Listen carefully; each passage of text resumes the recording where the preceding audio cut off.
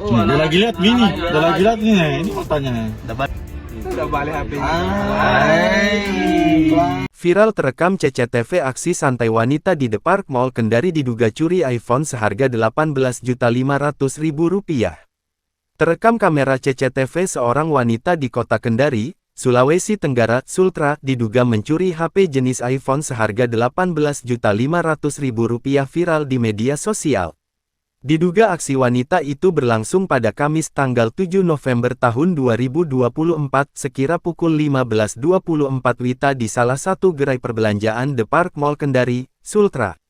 Tampak seorang wanita muda mengenakan setelan baju hitam celana jeans, berjalan menuju meja kasir. Wanita tersebut tampak melakukan transaksi pembayaran atas barang yang ia bawa ke meja kasir. Saat proses transaksi berlangsung, mata wanita tertuju ke HP iPhone yang tergeletak di atas meja